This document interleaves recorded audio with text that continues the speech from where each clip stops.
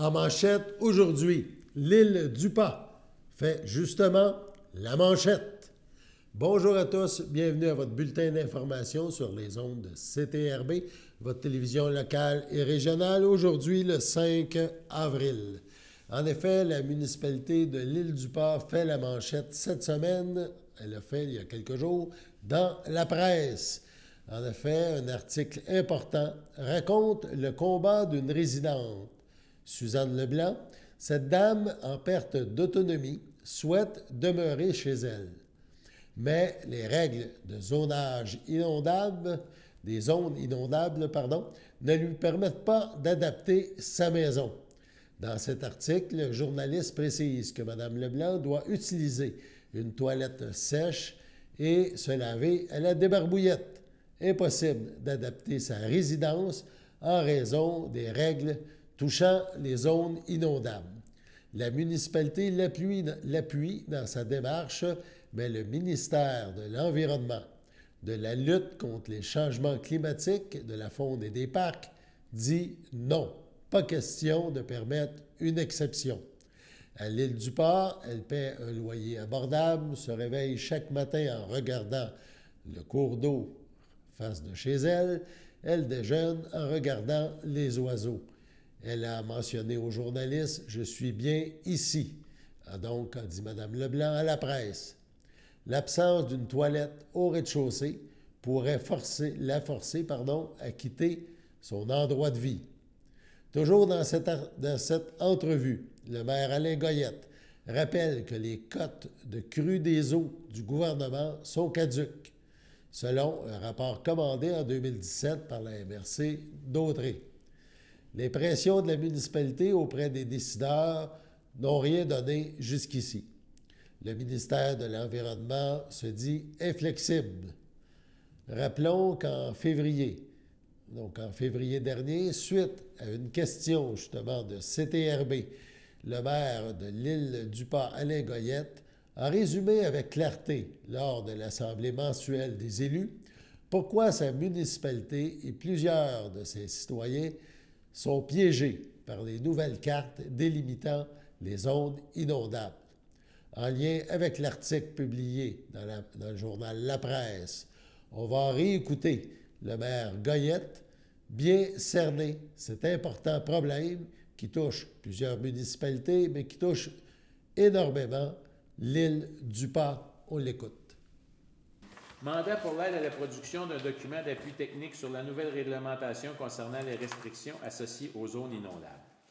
Considérant que la nouvelle réglementation associée aux zones inondables affecte le développement du territoire de la municipalité et de ses citoyens, considérant que la nouvelle cartographie des zones inondables sera mise à jour à l'automne 2024, considérant que le projet de règlement permanent encadrant l'aménagement du territoire en zone inondable soit prépublié au printemps 2024, considérant que la période de consultation présumée sera d'une durée de 45 jours, considérant que l'adoption du cadre réglementaire permettra ensuite au gouvernement de présenter progressivement des nouvelles cartes de zones inondables à compter de la fin de l'année 2024, considérant que la municipalité de la Visitation de l'île du Pas sera grandement affectée, considérant la nécessité pour la municipalité de mandater un expert consultant pour l'aide à la rédaction de documents techniques pouvant être déposés lors de la consultation officielle, considérant l'offre de M. Pierre Bertrand, expert consultant, développement durable et éco-ingénierie au taux horaire de 100 $ de l'heure pour une somme maximale de 15 000 $ plus les taxes applicables. En conséquence, les proposés par, appuyés par et résolus que le préambule de la présente résolution en fait partie intégrante, que M. Pierre Bertrand, expert consultant, développement durable et éco-ingénierie, soit mandaté pour nous aider à produire un document technique présentant les doléances de la municipalité et leur justification eu égard aux impacts sur le développement de son territoire et sur les citoyens, en lien avec la nouvelle réglementation concernant les restrictions associées aux zones inondables, au taux horaire de 100 $ l'heure, pour une somme maximale de 15 000 $ plus les taxes applicables, le tout en conformité avec la proposition reçue. Que le conseil municipal autorise la dépense de 15 000 $ à même le surplus accumulé. Si on se rend jusqu'à ce montant-là, c'est un budget global, ce n'est pas un forfait, c'est temps de l'heure jusqu'à tant qu'on en a besoin. Et d'autoriser la directrice générale et greffière trésorière à signer tout document pour et au nom de la municipalité afin de donner application à la présente résolution. Est-ce que quelqu'un a fait la proposition? André Rondeau propose. Est-ce que quelqu'un... Seconde. Madame Jacinthe Drainville. Seconde. Est-ce que c'est unanime? Oui. Merci.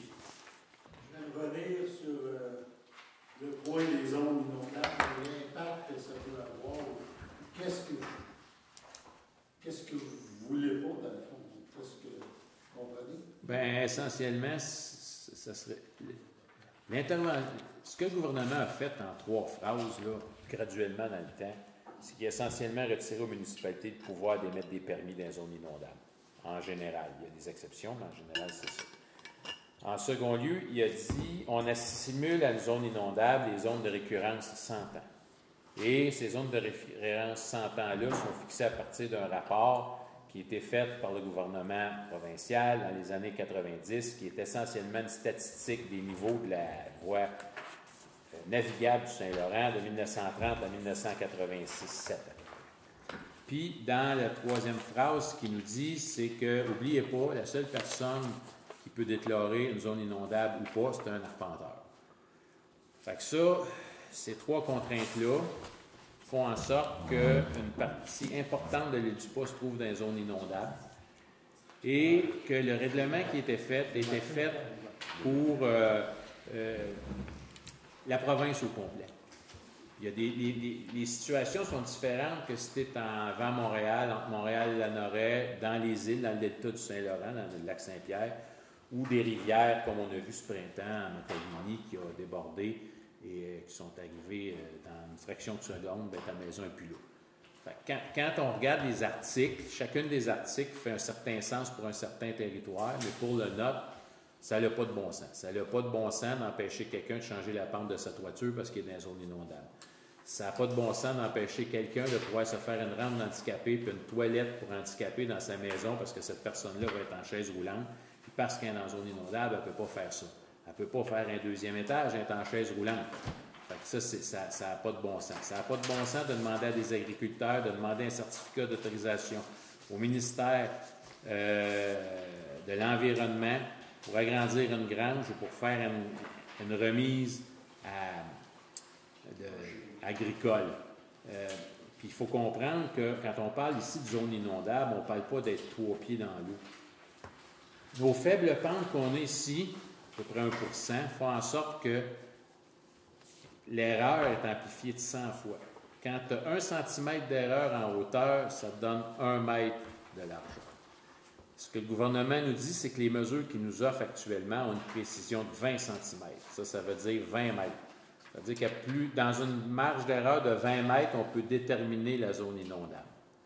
Ça fait en sorte que ça n'a pas de bon sens des démarches. Ça demande, faut aller demander à un arpenteur qui vienne déterminer chez nous la zone inondable, chez la personne qui va faire son permis. Puis les zones inondables sont déterminées par une statistique des codes de crue de la voie maritime du Saint-Laurent, qui est basée sur une époque qui n'est pas celle qu'on a aujourd'hui. Dans les années 30, il n'y avait pas la précision des instruments qu'on a aujourd'hui. Il n'y avait surtout pas les objets de régulation qu'il y a aujourd'hui, qui est le barrage de Moses Saunders en Ontario, puis toute la gestion de la rivière des Outaouais, puis tout l'aménagement qui s'est fait dans les écluses, puis tout ça, puis la fin de l'aménagement de la voie maritime. Fait que ces statistiques-là ne sont pas bonnes. Il faut qu'il y ait une détermination des zones plus faciles à administrer pour l'île du Pas, en tenant compte qu'il y a une plage d'erreur importante, que même si pour certains c'est précis, mais quand tu l'appliques en grandeur, ça n'a pas de bon sens. Il faut qu'il y ait un mécanisme pour juger de ces affaires-là. En plus, nous autres, ici, on est dans un faible courant. Les maisons ne partent pas là, quand il y a trop d'eau. L'eau monte, elle ne s'en va pas avec les maisons comme c'est le cas des rivières.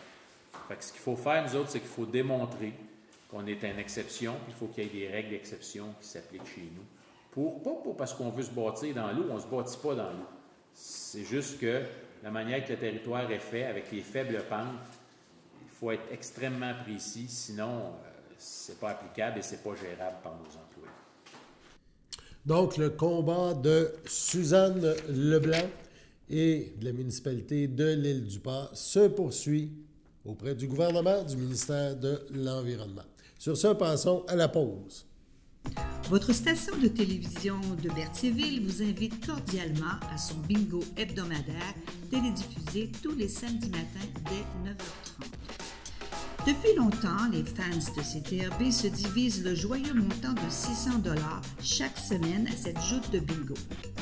N'oublions pas non plus le super bingo mensuel d'une cagnotte de 2000 $ que vous pourriez vous partager chaque premier samedi du mois. Un moment de fébrilité qui pourrait devenir payant pour plusieurs d'entre vous. Pour vous procurer ces fameuses cartes de jeu, les dépositaires participants sont à Berthierville, le dépanneur Formule 1, la station-service Arnois sur le boulevard Gilles-Villeneuve, le marché IGA Extra Famille Mont-d'Or sur la rue Gabrielle-Brissette, le marché Métro Boucher sur la rue Notre-Dame et la pharmacie Proxime sur la rue Frontenac. À Saint-Ignace de Loyola, le dépanneur Proxy sur la rue de la Traverse, la boucherie Aldo sur le rang Saint-Michel. C'est donc un rendez-vous hebdomadaire chaque samedi matin à 9h30 sur les ondes de CTRB, votre télévision locale et régionale, celle-ci toujours en haute définition. Toute l'équipe de CTRB vous remercie de votre fidélité et vous souhaite bonne chance.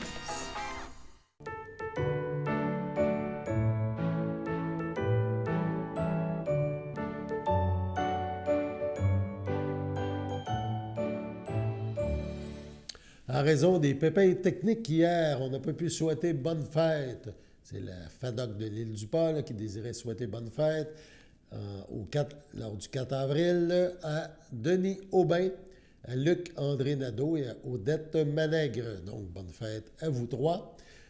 Aujourd'hui, 5 avril, notre grand livre des anniversaires a une page vide. Demain, 6 avril, ça sera la fête de Marilène Brunel. C'est le CABA qui lui souhaite bonne fête.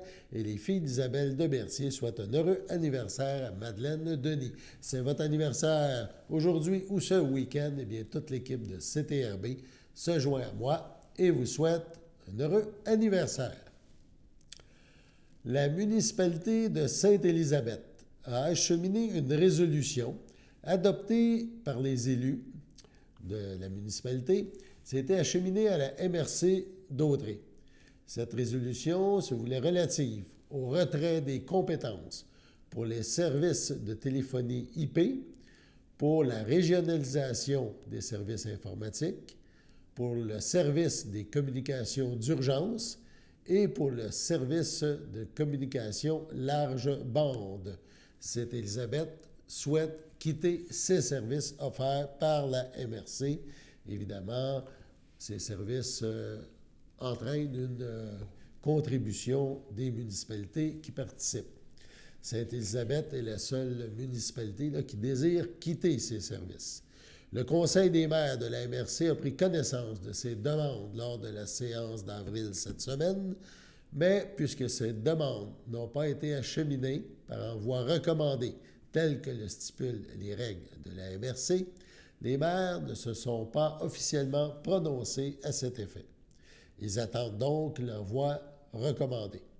Lors de la séance des maires de la MRC, à laquelle assistaient plusieurs résidents de Sainte-Élisabeth, une bonne partie de la période de questions en fin de séance a porté sur ces demandes. Ces demandes effectuées par la municipalité de Sainte-Élisabeth à la MRC. Et les citoyens, tous ne semblaient pas d'accord avec la démarche des élus de Sainte-Élisabeth. On écoute un résident de cette municipalité cherchant à obtenir plus d'informations sur ce dossier. Ça donne un peu l'idée de l'ensemble de la période de questions. Vous entendrez aussi dans cet extrait le préfet de la MRC, Christian Goulet, le directeur général de la MRC, Bruno Tremblay, et le maire de Lanoraie, André Villeneuve, qui a aussi commenté le dossier. On écoute un extrait de cette période de questions de la MRC d'Autrey. Pierre Sognac, Sainte-Élisabeth. Moi, c'est juste pour bien comprendre, c'est clair. Moi, parce qu'il y a un document ici de Sainte-Élisabeth, retrait de la compétence déléguée en informatique à la MRC d'Autrey. Puis là, tantôt, vous m'avez beaucoup dit, mais c'est pour le petit simple citoyen, c'était un peu dur à suivre, à comprendre. Là, j'ai compris que ils ont le pouvoir absolu, les élus, de démissionner, de se retirer du système informatique. Oui. Il y a 8 personnes qui dirigent Sainte-Élisabeth. Ces 8 personnes-là, ils ont le pouvoir absolu de dire on change de place. Oui. Et, question juste pertinente un peu, on s'est fait dire en Assemblée qu'ils sauvaient des coûts, que c'était moins cher. On s'est fait dire des chiffres, 5 000, 25 000, 28 000. À un moment donné, on se perd parce que, tu sais, quand tu as 67 ans que tu as arrêté dans une réunion, tu commences à ta 68e année d'existence, qu'est-ce qui se passe? Essaye de comprendre. Le but, c'est de comprendre. Je pense que tout le monde a le même intérêt de comprendre. Y a-t-il des gains de la part des citoyens de Sainte-Élisabeth là-dedans? Parce que j'ai pu le comprendre, non, parce que ça coûte 1 300, mais il ne saisit pas de 1 300 avec le 5 000, puis le 28 000, 25 000. Pour vous éclairer un peu là-dessus. Écoutez, il y a une chose que je vais vous dire à tout le monde tout de suite, là. Puis je l'ai dit tantôt. Le conseil de ville de Sainte-Élisabeth est souverain sur son territoire. Et vous comprendrez que je n'ai pas l'étude de Sainte-Élisabeth et comment est-ce qu'ils ont calculé les coûts. Moi, là, l'ensemble des maires qui sont ici, là, on gère nos municipalités. Moi, là, c'est pas moi qui fais l'étude puis de voir comment c'est quoi les coûts. Ce qu'on a nommé, puis ce qui est important pour la MRC, c'était de remettre les faits qu'on a participé du mieux qu'on pouvait dans la décision de Sainte-Élisabeth. Moi, je vous le dis, ça appartient à votre conseil de ville. Le conseil l'a nommé. À la MRC ici, en service des TI, ça, on parle de la quote-part du panier de services, là, de tout ce qui est toute l'infrastructure de la MRC, les sauvegardes, les logiciels, tout l'ensemble du service, c'est 18 971. Et ce qui a été facturé, et la téléphonie IP, parce qu'on s'entend, là, moi, c'est les choses qui disent qu'ils vont sortir. La téléphonie IP, 1 432 $ par année. Donc, l'ensemble des téléphones sur le territoire de Sainte-Élisabeth, c'est 1 400 $. Là, les communications d'urgence, ça, c'est le service d'incendie de la MRC. La municipalité se retire. C'est dans la résolution. C'est 1 261 par année. Moi, vous comprendrez que je ne peux pas vous éclairer sur le calcul que Sainte-Élisabeth peut faire. Moi, on a tous des conseils de ville, on explique les dossiers du mieux qu'on peut, on prend nos décisions. Puis moi, je vous le dis, et je ne suis pas ici. Moi, c'est une rectification des faits. Mais en tout respect, puis je vous le dis tout le monde, en tout respect du conseil de ville de Sainte-Élisabeth, qui ont le droit de prendre ces décisions-là. Je ne peux pas remettre en question un conseil de ville. Ça leur appartient. C'est des élus. Monsieur le préfet? Oui. Peut-être un complément d'information par ailleurs. Il faut savoir qu'une municipalité, un conseil de ville, ça parle par résolution. Quand nous, ici, comme conseil de la MRC, on reçoit une résolution de peu importe la municipalité, bien, si on reçoit une résolution, et puis ils peuvent demander des choses, des retraits, parce que la compétence peut être prise par la municipalité, nous, bien, on doit respecter cette décision-là. On n'a pas à la juger. On n'a pas à dire est-ce qu'ils perdent d'argent, est-ce qu'ils sauvent d'argent, est-ce qu'ils servent plus les citoyens. On ne peut pas s'immiscer dans ce débat-là. Tout ce qu'on peut faire, comme Sainte-Élisabeth, on a voté une résolution plusieurs hier, on a voté des résolutions, donc on parle par résolution. Moi, je peux bien, comme maire, sortir et dire n'importe quoi.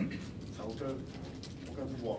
C'est la résolution qui fait foi de la direction, de la décision que la municipalité peut prendre. Et ça, on n'a pas ici personne à s'immiscer dans ce. Voilà. Ça leur a... Mais ce qui est important, comme d'autres branchés puis villages branchés. Bon, là-dedans, Sainte-Élisabeth nous fait une demande par résolution. Voilà. Évidemment, vous comprendrez qu'il y a des décisions qui se prennent par les maires ici. Et ça, c'est une non-décision. C'est non débranchable, les deux réseaux.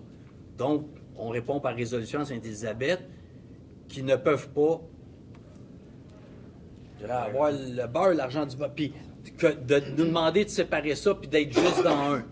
Notre réponse à Sainte-Élisabeth, c'est vous restez la totalité dans un, dedans, ou vous débarquez. Mais les conséquences, ben, c'est le conseil de ville de Sainte-Élisabeth qui le décide. Allez-y, monsieur. Sur la tabarnak, là, c'est bien dur à suivre pour nous autres. Là. Et là, ce que je viens de comprendre, ils ne peuvent pas débarquer parce que c'est fusionné les deux. Non, non, parce que Sainte-Élisabeth nous demande, il y a Autrey branché et Village branché. C'est deux choses. Ces deux choses-là ont deux noms, mais sont imbriquées ensemble. On ne peut plus les séparer et ça a été fait par règlement. Donc, Sainte-Élisabeth ne peut pas être dans un ou être dans l'autre. Il faut... C'est une chose. Ou ils débarquent des deux, ou ils restent dans les deux. Ils ont deux choix. Ils restent dans les deux, ou ils débarquent des deux. Ils peuvent débarquer des deux. Hein? Ils peuvent débarquer des deux. Oui, ils peuvent débarquer des deux par résolution. Les conséquences de ça, c'est quoi? Il va y avoir les conséquences de débarquer des deux. Écoutez, les conséquences, je les ai dit tantôt, dans la réglementation qu'on a, puis là, je vous parle dans l'entente, ça, je peux le nommer, parce que c'est l'entente dans la délégation de pouvoir qui a été faite par résolution par l'ensemble des villes. Comme M. Villeneuve disait, on parle toujours par résolution. Sainte-Élisabeth peut débarquer ou rester dans les deux, ou débarquer des deux. S'il débarque dans les deux, Sainte-Élisabeth devra continuer à payer le règlement d'emprunt et devra continuer à payer les frais récurrents du réseau. C'est combien, ça, à peu près? Écoutez, en ce moment, là, on est à peu près, parce que le réseau n'est pas tout à fait fini, parce qu'on est en train de déployer dans Sainte-Élisabeth. En ce moment, en frais récurrents, on est à 80 000. Une fois l'ensemble du réseau fini, puis là, je vous le dis tout le monde, c'est de l'estimation. On n'a pas de chiffre précis là, par poteau, mais ça risque d'aller dans le 400 000 approximativement de frais récurrents par année. Pas pour Sainte-Élisabeth. Non, pas pour Sainte-Élisabeth. Pour l'ensemble de la MRC, merci. Ouais. Mais pas pour Sainte-Élisabeth, je ne l'ai pas. Si vous permettez. Non, c'est aussi longtemps que le réseau. C'est un peu Peut-être rapidement. Ouais, mais excusez, ils ont raison parce que c'est 400 000 de frais récurrents, pas pour Sainte-Élisabeth. Pour l'ensemble de la MRC, qu'on se sépare selon la valeur de nos municipalités. Vous comprendrez que la grosseur de la Valtrie et la séparation est très compliquée. Là. C'est 33 RFU, richesse foncière, 33 possibilité de branchement et 33 en kilomètres. Donc, je n'ai pas le montant exact, mais c'est pas pour l'ensemble. Là. On se sépare ça à tout le monde. Ben, disons. Ah non, évidemment, l'autre conséquence, il n'y a pas de redevance qui va être donnée à Sainte-Élisabeth. Mais, monsieur... Mais, bon, écoutez, on pourrait faire un calcul. Si on prend seulement les récurrents, disons les principaux frais récurrents, règlement d'emprunt, évidemment, il y aurait des frais supplémentaires là, qui s'ajouteraient à terme. On pourrait parler d'une somme d'environ 50 000 annuellement à la municipalité là, de Sainte-Élisabeth. Évidemment, ça, c'est dans l'hypothèse où ça, c'est quand on ne considère pas les revenus. Parce que dans les faits, le modèle, de la façon dont il est conçu, il y a des revenus qui nous arrivent. On loue les faibles à des entreprises qui vont desservir des citoyens. Normalement, ce réseau-là est rentable. Donc, il n'y a pas de coût pour les municipalités. Il y a un certain bénéfice là, qui est séparé à la fin de l'année entre les différentes municipalités là, participantes. Mais encore là, comme je le mentionne, on est encore en train de construire le réseau. On ne connaît pas le nombre d'abonnés qu'il va y avoir sur ce réseau-là à terme. Mais on peut avoir là, comme idée au moins une cinquantaine de mille là, si on comptait seulement les dépenses. OK. Juste pour terminer, là, vous avez attiré mon attention un peu. Au niveau de l'information qui est inexacte au niveau du TV. Ça, c'est des affaires normales, ça, quoi, de donner des informations inexactes? Parce que moi, là, tu sais, j'étais un verreur, puis j'étais un chasseur, puis ça m'a tombé quasiment en bas de ma caisse en tout. Écoutez, vous avez fait une remarque qui était claire.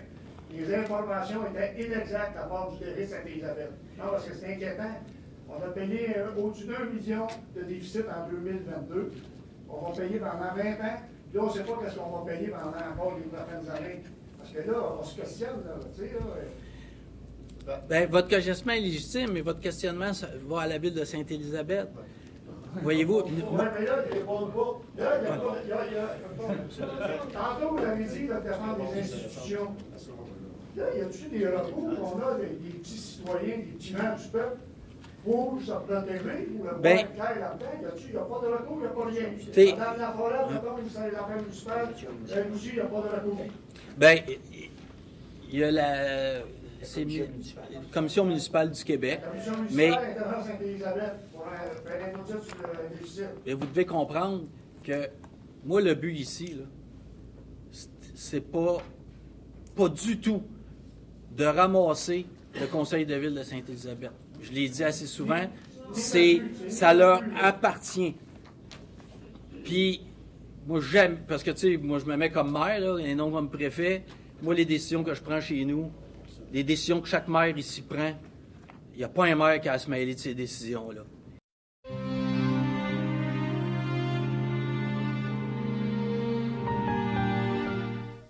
Le 24 mars dernier, aux soins palliatifs du CHDL de Saint-Charles-Borromée, est décédé M. Achille Lambert, époux de Jeanne Mance-Paris, retraité de l'enseignement à Pierre-de-l'Estage à Berthierville. Outre son épouse, il laisse dans le deuil ses fils Serge, Lynn Robert, Michel, Cathy Kwan, sa fille Isabelle, ses petits-enfants Marie-Christine, Dany Langevin, Émilie, François, Tommy et Joël. Ses arrière-petits-enfants, Alexis, Laurie et Xavier, ses frères, sœurs, beaux-frères et belles-sœurs. Doris Lambert, feu Germain Desaulniers, Ghislaine Lambert, feu Gérald Lavallée, André-Gilles Lambert, Ginette Anne Duchesneau, feu Claude Lambert, Suzanne Lupien, Pierre-Aimé Lambert, Diane Leblanc, feu Clément Paris, feu Thérèse Paquette, feu Lionel Paris, feu Pauline Périgard, Gisèle Paris, Laurent Grimard, Denise Paris, feu Lucien Hénard, feu Rosébain Paris, feu Jean-Guy Toutan, Françoise Paris, Henri-Paul Laroche, Maurice Paris, feu Liette Lafontaine, Irène Paris, Raymond Valran, ainsi que plusieurs neveux, nièces, autres cousins, cousines et autres parents. La famille vous accueillera samedi 6 avril dès 10h au complexe funéraire Efterio, 741 rue Notre-Dame à Berthierville. Suivront les funérailles en l'église de Sainte-Geneviève de Berthier à 14h. M. Lambert sera inhumé au cimetière de Saint-Léon-le-Grand à une date ultérieure. Sur ce, passons à la météo.